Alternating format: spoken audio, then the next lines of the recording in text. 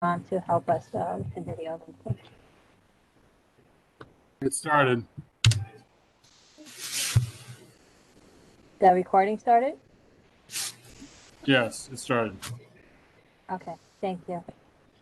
Welcome, Maderos. I'm sorry. You could go ahead. Would you mind, I'm sorry, starting from the beginning just so we have it for anybody who missed the video, the meeting? Okay, sure.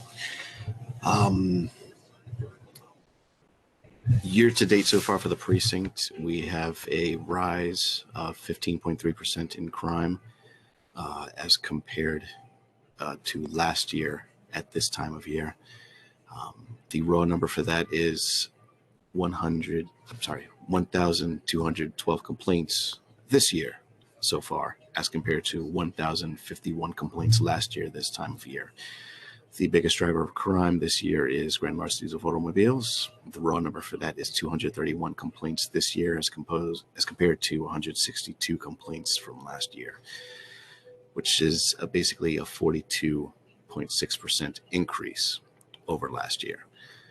For the last 28-day period, we have a 40% increase in grand larcenies of automobiles as compared to this period last year for the last 28 days. The raw number being 28 complaints as compared to 20 from last year. So grand larcenies of automobiles continue to be a problem for these past 2 years. One of the biggest drivers of that, upwards of 43%, is unattended motor vehicles. People are leaving their cars on while doing shopping, going to the store, or just now recently leaving them on outside of their homes, and people are watching for cars that are left on unattended and basically driving off with them. The rest of the complaints for stolen vehicles involve Ford Econoline vans and Honda CRVs. Those three different methods of or targets of theft are basically what's driving our numbers, and we're not unique in that. It's basically happening all over the Bronx and for the most part all over the city. The second biggest driver of crime for the precinct so far is robberies. Robberies accounting for a 26% increase over last year, the raw number being 194 complaints so far this year as compared to 154 complaints this time last year. Big driver of those robberies is coming from domestic violence incidents. And exactly what it sounds like, of people getting significant others getting into disputes, and then one decides to take their phone. That's typically how that works in the middle of using some sort of force. The next big driver of robberies is robberies from pharmacy stores or our retail locations. What's happening is that workers are confronting people who are shoplifting, and then whoever is shoplifting pulls out a screwdriver, a box cutter, something to that effect, and the incident basically escalates at that point from being a shoplifting crime, which is typically a petty larceny offense, to now you're displaying some sort of force. So now it elevates to robbery at that point. One of the things we've been trying to do is reach out to corporate offices of different large name brand businesses, and trying to figure out what their policies are when it comes to confronting possible shoplifters, and to try and encourage them to tell their employees not to approach these people, mainly because at least the display of force has increased in the past couple of years. Typically, in my experience, when someone shoplifts, they're not really using force. They are not threatening force either. They're just taking the stuff and walking out the door, even when confronted.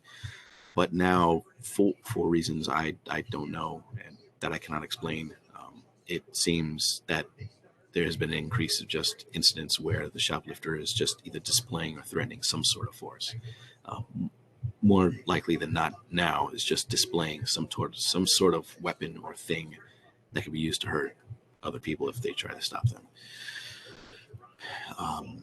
The only category that we're not up in for the last year is burglaries. When it comes to burglaries, we're actually down 11%. The raw number being we have 135 complaints of burglary this year as compared to 152 complaints of burglary this time last year. So we are struggling. That is something that's unfortunate. Like I said, it's not even just us. It's really all over the city. It's all over the Bronx.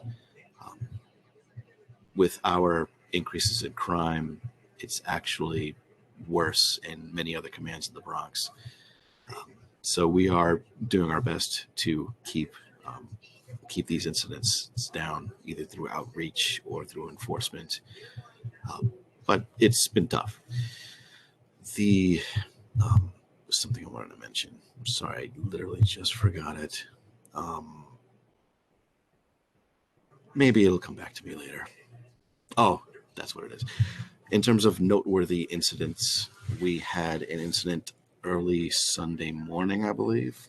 It was reported as happening in, I believe, in the area of Bronx Park East and I think it was Britton Avenue, where an individual said he was sitting on a park bench and he was approached by an unknown male, and that unknown male pulled out a gun in front of him, and he grabbed the gun. The gun went off and ended up getting hit in his fingers and his thigh, I believe, with the shell.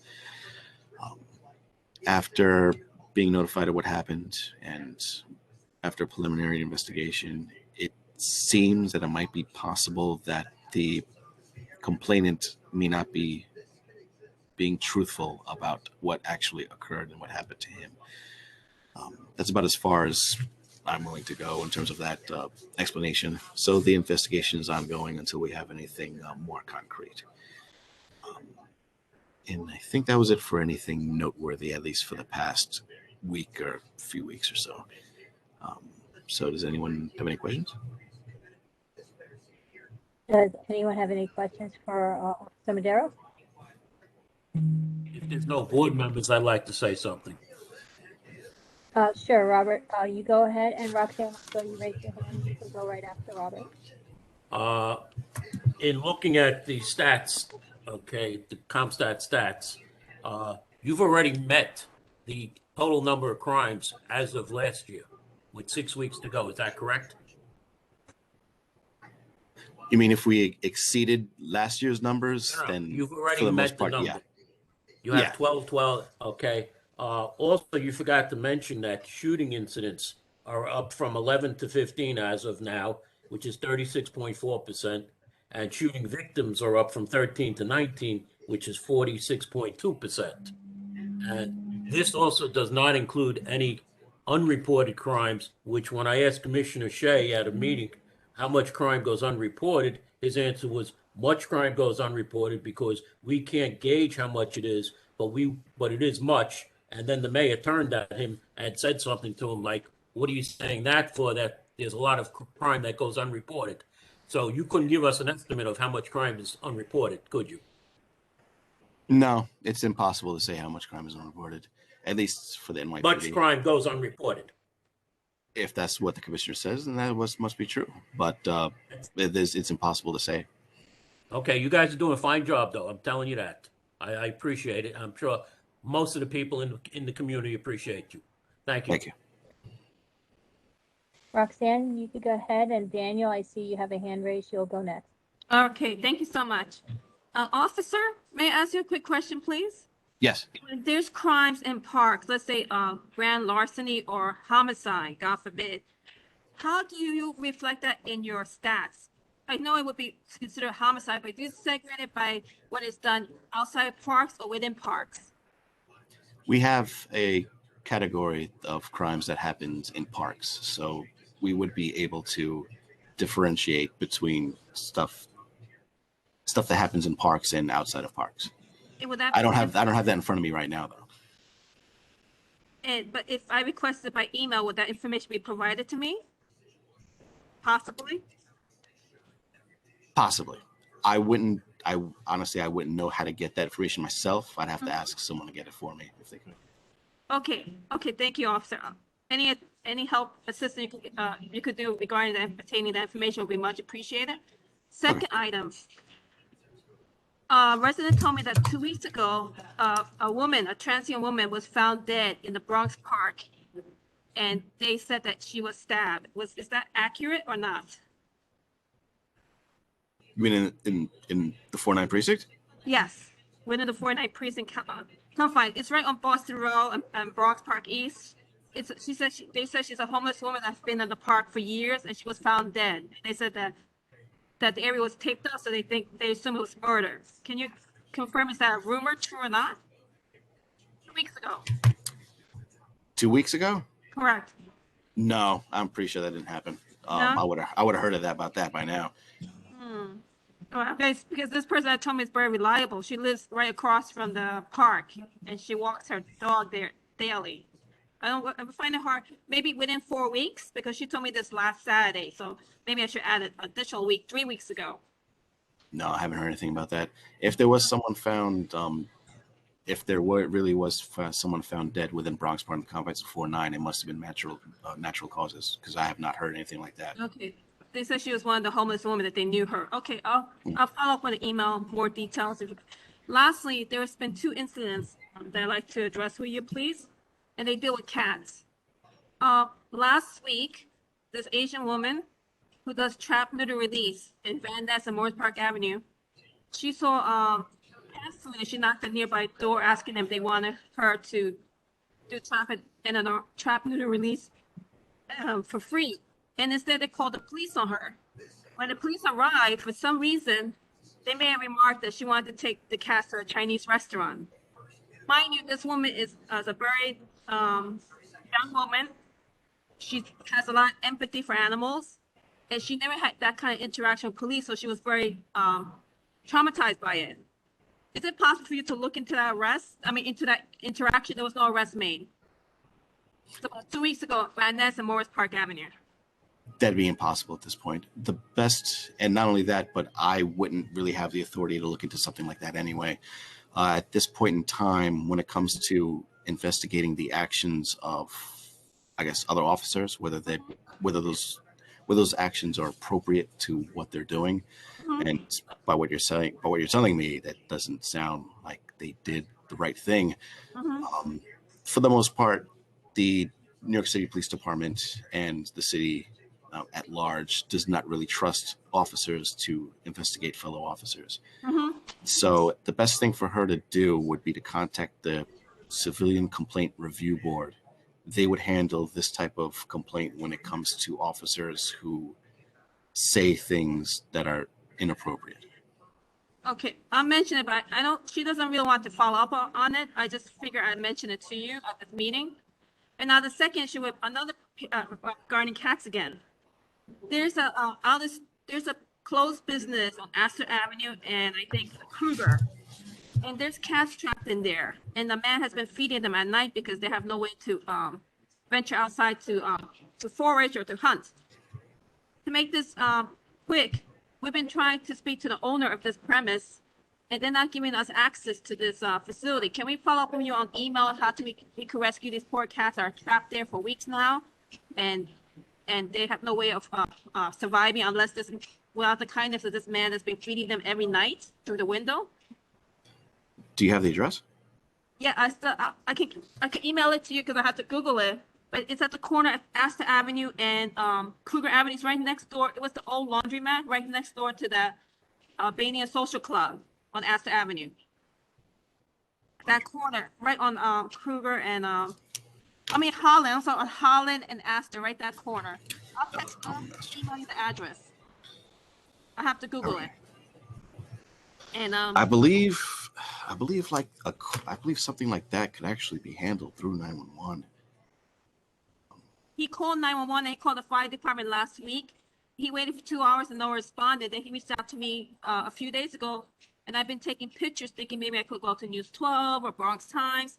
But I'm also wondering if the police could help in some ways to rescue these cats, to get TNR and release them to the back outside instead of them being trapped in this closed business and not being able to fend for themselves. You know what? Unless we can prove that they're basically a life or death situation, we really can't. I don't think we can break into the place. I think this might be a complaint better suited for our animal crimes division.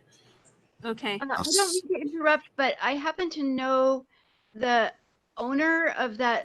Diane, so do I. I spoke to Laundromat? her. Diane, I spoke to her. We spoke Right, to her. and she thought that there was someone who was breaking into the laundromat. Yes, I spoke to her. I'm sorry. Let me finish. residing there. I'm sorry, Diane, can I please finish we've spoken to the owner, both owners. And yes, she says that because there was a break-in a few months ago, they sealed some of the doors. Right. Or, I'm sorry, can I not be interrupted, please? She said, I was gonna give you more details, but to make it quick, I think because they sealed those additional doors in the back, they prevented the cats from being,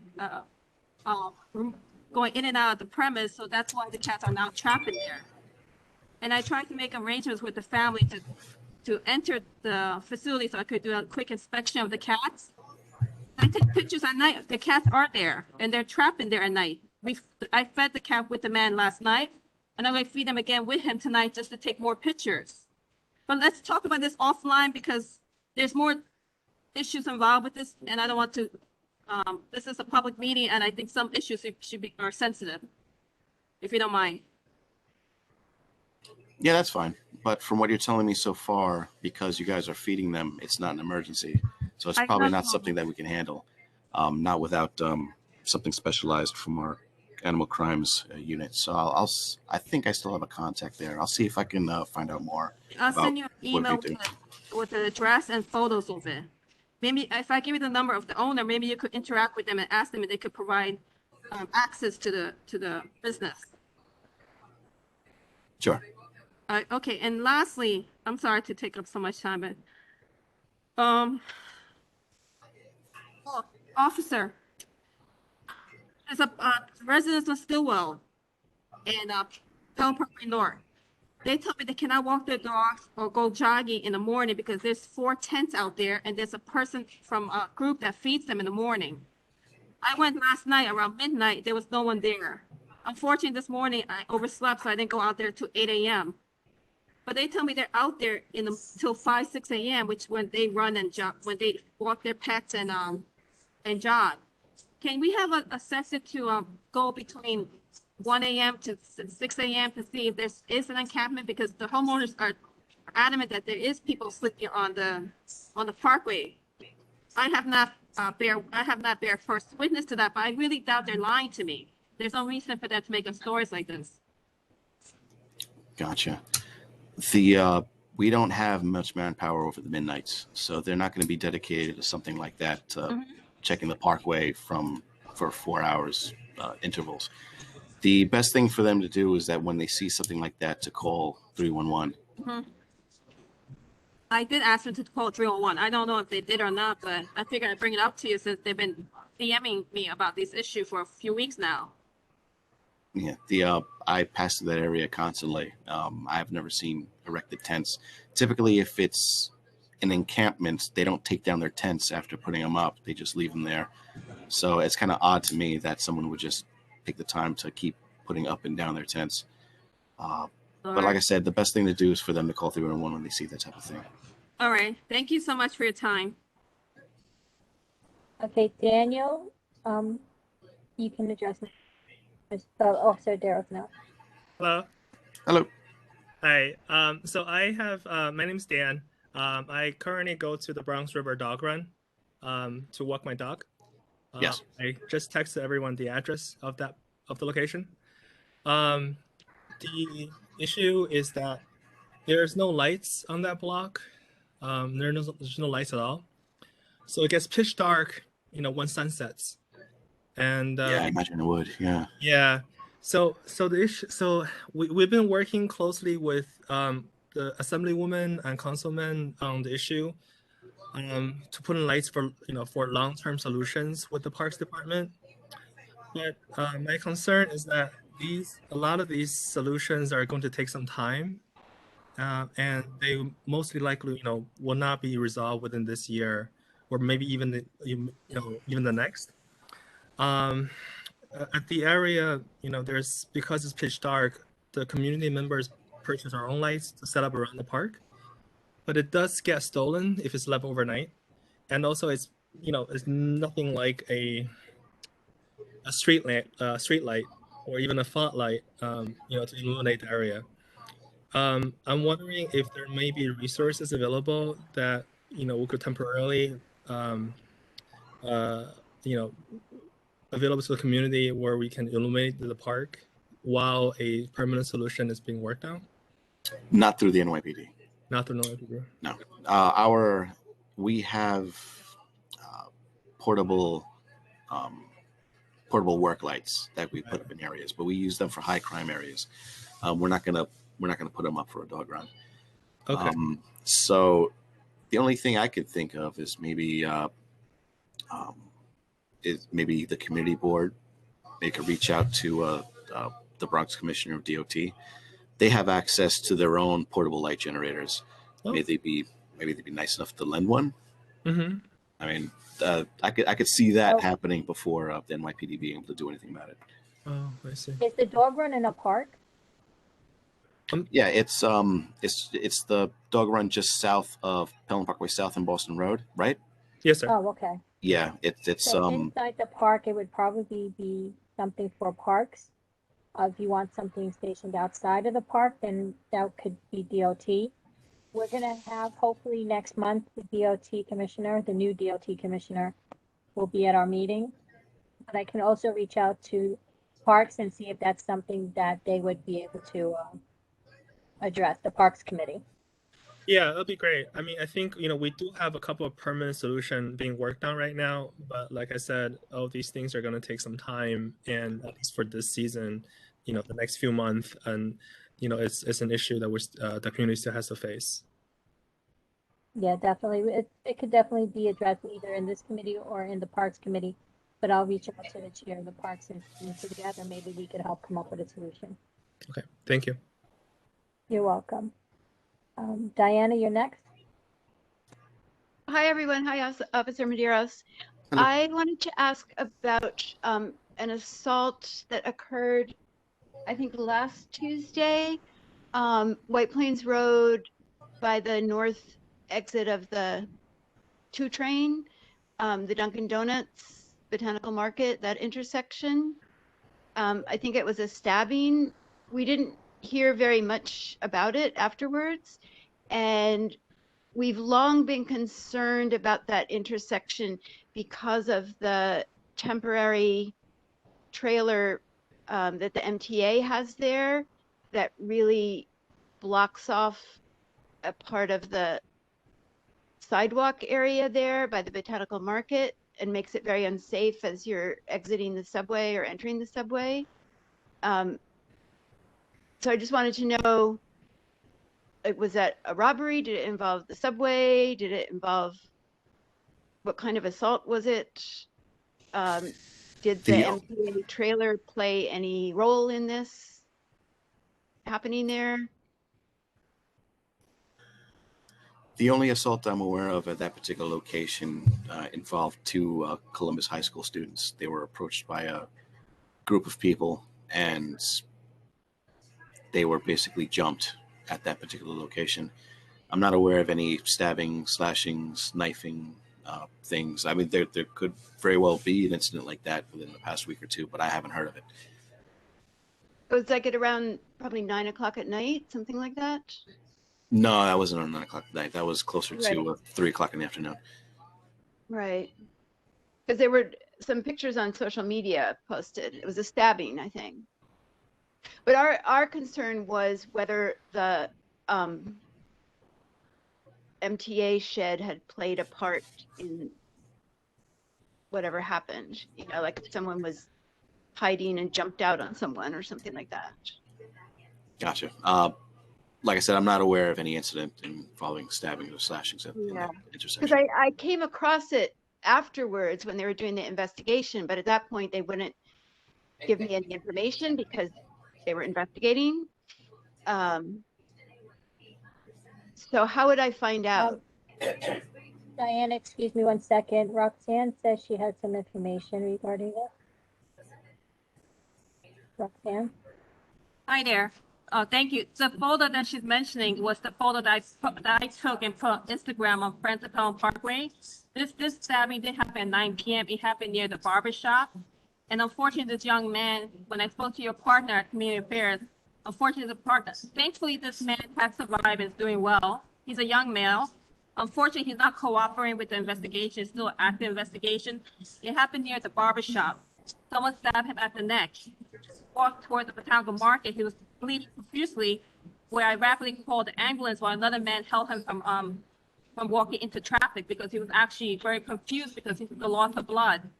Thankfully, the ambulance and the police responded in a very prompt manner, and he was thankfully taken to the hospital. But again, he's not cooperating with NYPD.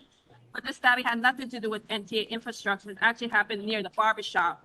But I arrived as he was grabbing his neck. I saw no other person nearby. But then again, it's dark in that area. Only he walked towards Dunkin' Donuts. It did not happen in front of Dunkin' Donuts. It just happened that he was walking towards Dunkin' Donuts, asking for assistance, asking for someone to call the EMS.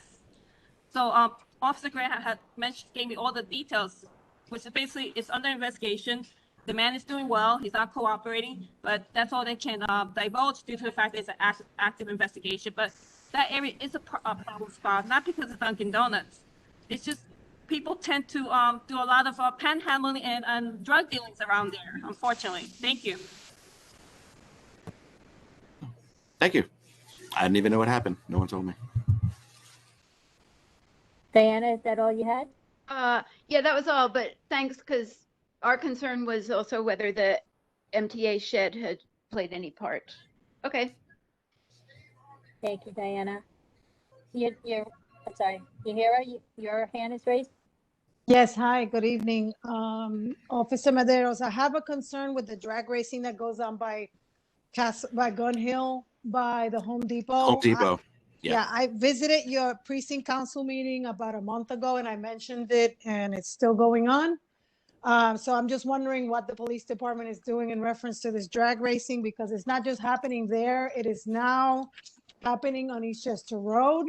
And that will involve, you know, a big problem if they run over people or run into cars that are not violating the law like they are.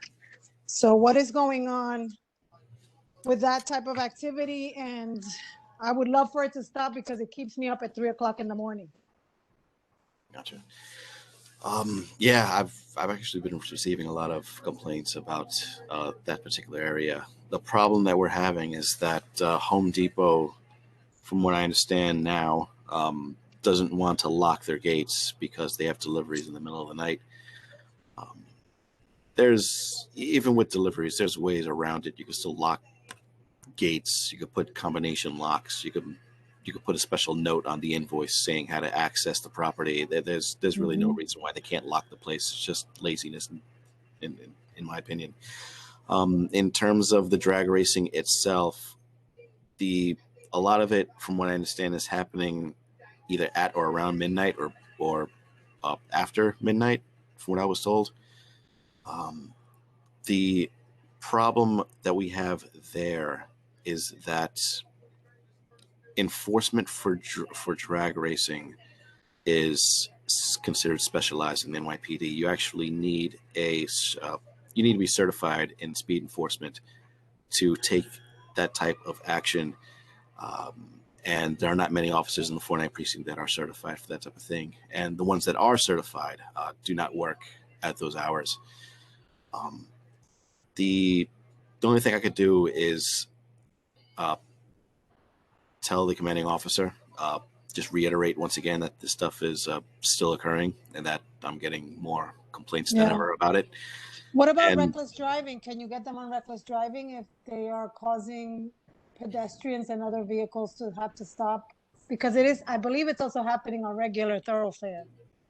I've heard them on Eastchester Avenue. I can hear, and it's concerning. That really scares me. What they're doing by the Home Depot, you know, they're putting themselves in danger. But if they're doing it on Eastchester Road, they're putting, you know, other people that, you know, you could be driving on the street and get hit by one of these individuals. That would be considered reckless driving, no?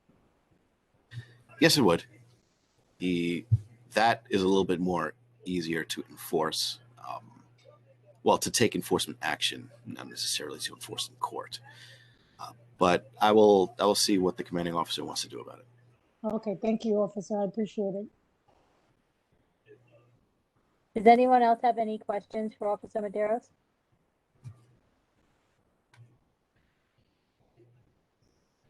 Okay. Does anybody, Officer Maderos, as always, you're very welcome to stay and join us for the rest of the meeting, or if you need to Sorry, leave, Officer I know your Maderos? tour is probably almost up. You can do whatever you feel like you want to do. Thank you. Did someone Yeah. still trying to talk? Sorry, it's Dan here. I'm wondering, would it be possible to set up a time with you or someone from the precinct offline about the dog park? I don't want to take everyone else's meetings, but time. Oh, yeah, sure. Somewhere in the chat, I think I put my email address Okay. somewhere. Okay. You can email me, and I'll reply with my contact information. Okay. Sounds good. Thank you. Sorry about that, Daniel. I didn't hear you. Thank you. But thank you again, Officer Maderos, You're for welcome. coming and joining us. We really appreciate it. You're welcome. Thank you. Does anyone have anything else they want to bring up for the committee? When it's my turn, I have two issues for the committee, please. Okay, you can speak now, Roxanne. Awesome. One is a very simple issue. I know you were not, it was not in recording, but I'll mention it for the recording purposes that I did ask the committee board for the June minutes and it was not provided to me. And I need minutes before the meetings because when I read minutes before your meetings or anyone's meetings, it makes me more informed and more of an asset to the meetings as opposed to not reading the minutes or having access to those many minutes where I may bring information that was already addressed in prior meetings. So that's just for the record. Second issue, at the leadership meeting, Yahe. I just want to say really quickly, Sure, please. I thought I had provided the minutes to the community board and it was my fault that I had not. So I just provided the June and the October minutes to the community board a couple of days ago. Mhm. I can ask them, I said before, I will ask Jeremy to send you a copy of the draft since we're not going to be able to vote on them tonight. But I do apologize for the lateness in getting. No, I'm not, in no way am I blaming you. I just wish the committee board would follow up on the minutes. But again, it's just for the record. I'll move on to a more issue that's more meaningful to me. It's at the leadership meeting, Yahe said that the public safety could call a public hearing regarding e-scooters. Because the e-scooters are a very issue that a lot of people talk about, bring up in many meetings, including NCO meetings and 49 precinct meetings and community board meetings and different associations. They bring it up to me.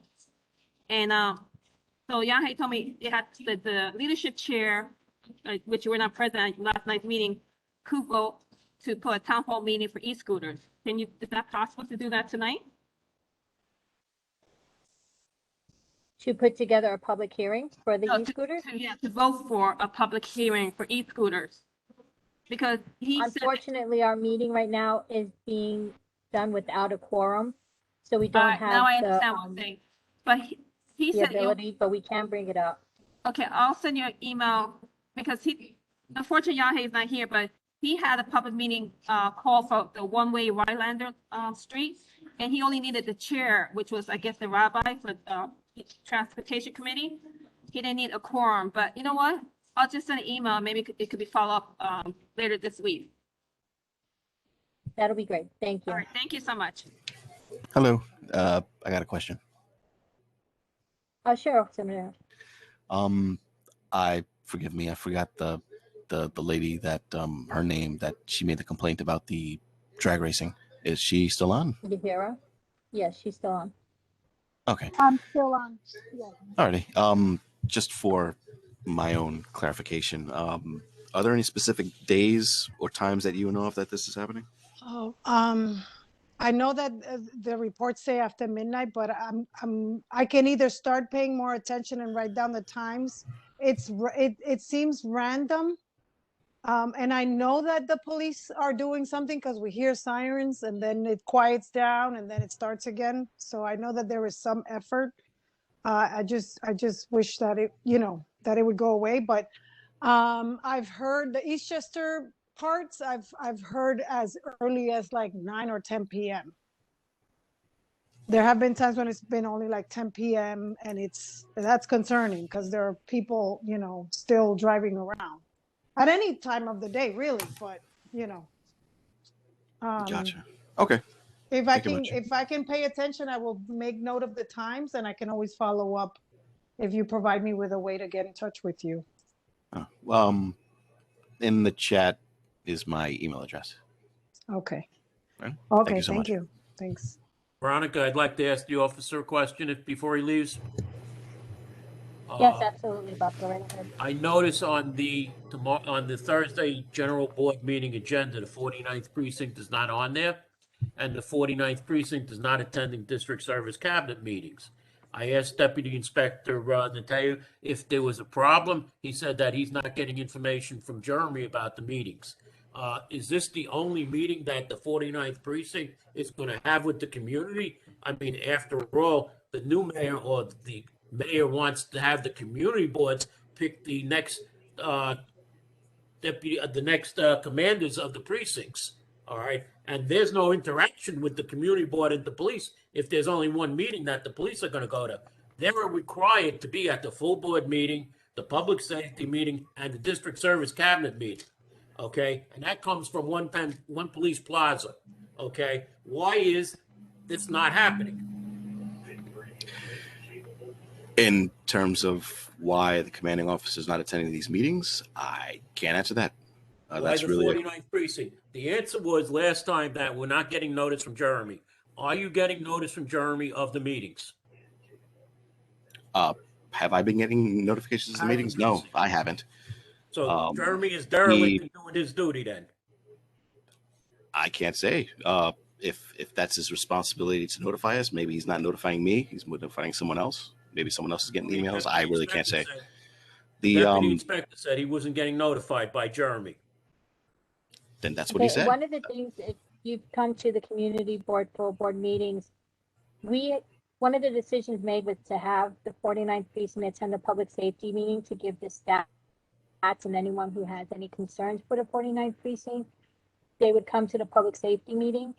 This was, because our community full board meetings were running very long. So we were trying to shorten down the time for the full board meetings for everyone. We can definitely invite the 49th precinct to the full board meetings if they like to attend. We can start that again. But to make sure that the public is aware of what's going on, we do invite them to all of our public safety meetings for that reason. Well, they've just recently attended after I complained that they're not attending any meetings. Okay, and the deputy inspector. No, they attended a couple before that, but you're right, a couple, not we all. decided. You are exactly right. Right, I've been extending the invite to them personally. Hold on, Naomi, hold on one second. But- I've been extending the invite personally to Tyrone and to James, our community affairs officer. So if they have the availability to join our Yes. meeting, they are welcome to join. They are So supposed I've been to extending attend. that invitation to them. Veronica, Ms. Castro, they are supposed to attend the district service cabinet meeting and the full board meeting, as well as the public safety meeting. Thank you. All right, I'll bring that up with Jeremy to make sure that if it's a requirement that it is being done, that the invitation is being extended. It is Just done at all other community board meetings. Thank you. Just for clarification, when is the next full board meeting? It's actually this Thursday. Oh, so it's the 18th. Right, because of Thanksgiving, we moved it up a week. Gotcha. But it's usually every fourth Thursday. Every Yeah. fourth. Okay. Rob, Okay. So Can you raise your is this? hand? I'm sorry. Is this going to be a Zoom meeting or is it going to be Go ahead. in person again?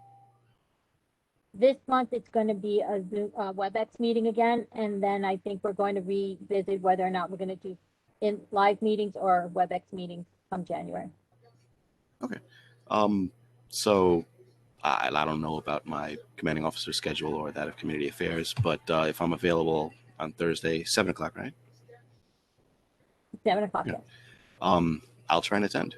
I guess, Ms. Castro, if you happen to have the link for the general meeting, if you could just send that to me whenever you get a chance. Absolutely. I'll Thank you. send it to you. Hey, Veronica, I have a question. Hold on one second, Sammy. Roxanne had raised her hand. Thank you, Chair. I'll make this really short. Officer, is the 49th precinct planning to have any turkey giveaways? Because that's the most common question I've been receiving from some of the residents. So are you having any turkey giveaway days for the holidays? If we are, I haven't been told yet.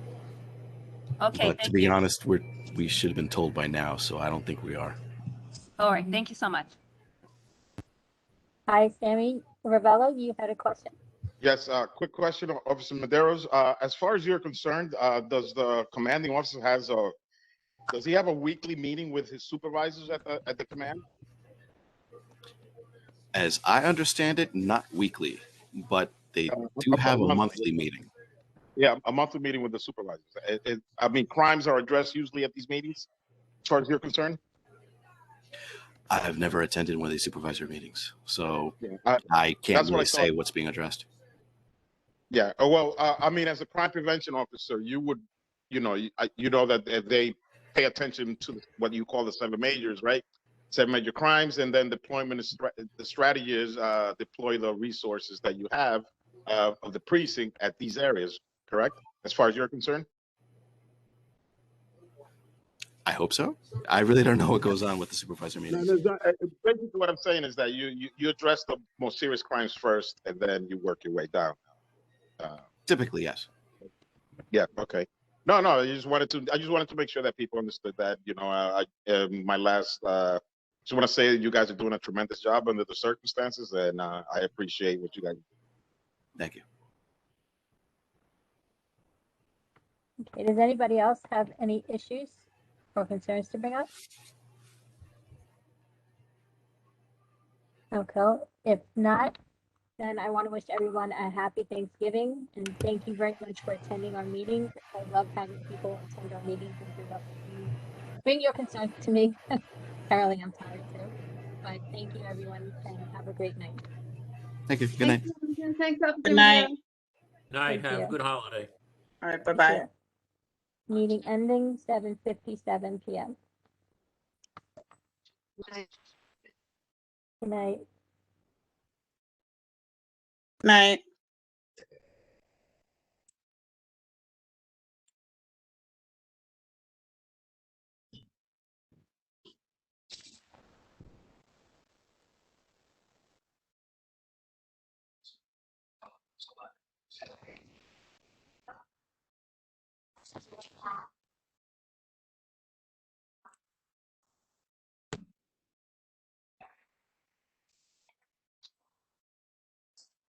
For the record, we didn't have a quorum today, so we did not vote on minutes, but we will do that at the next meeting. Thank you.